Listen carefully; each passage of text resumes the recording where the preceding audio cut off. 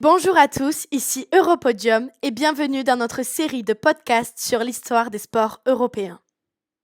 Dans cet épisode, nous allons plonger profondément dans les origines fascinantes du sport sur notre continent, explorant ainsi comment il est devenu une composante essentielle de la culture européenne. Remontons au début de l'histoire, à l'Antiquité, où les Grecs anciens organisaient les premiers Jeux olympiques en l'honneur de leur dieu. Ces Jeux, débutant en 776 avant Jésus-Christ, ont transcendé les frontières grecques pour devenir un événement majeur rassemblant des athlètes de diverses régions et contribuant à l'émergence d'une identité sportive européenne.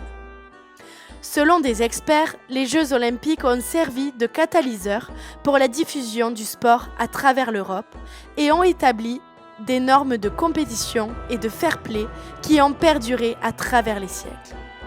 Par la suite, les Romains ont également adopté et adapté diverses pratiques sportives, notamment les courses de chars et les combats de gladiateurs, ajoutant une dimension spectaculaire au monde du sport. L'essor du christianisme et les bouleversements politiques au cours du Moyen-Âge ont quelque peu atténué l'importance du sport en Europe. Mais au cours de la Renaissance, au renouveau de l'intérêt pour les activités physiques a émergé, inspiré par les valeurs de l'humanisme et de la recherche de l'excellence physique et mentale.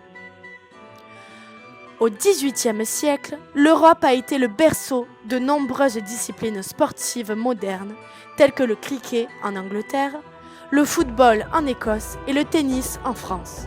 Ces sports ont rapidement gagné en popularité et ont été codifiés par des règles formelles, jetant les bases de ce que nous connaissons aujourd'hui comme le paysage sportif européen.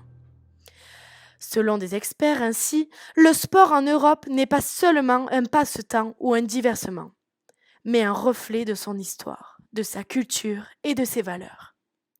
Il continue d'évoluer et de captiver des millions de personnes à travers le continent, témoignant de la puissance de l'activité physique pour unir et inspirer.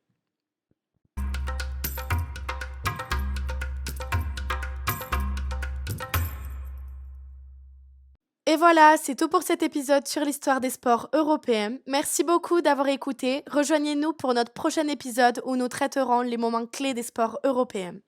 N'oubliez pas de partager et de laisser vos commentaires. À la prochaine!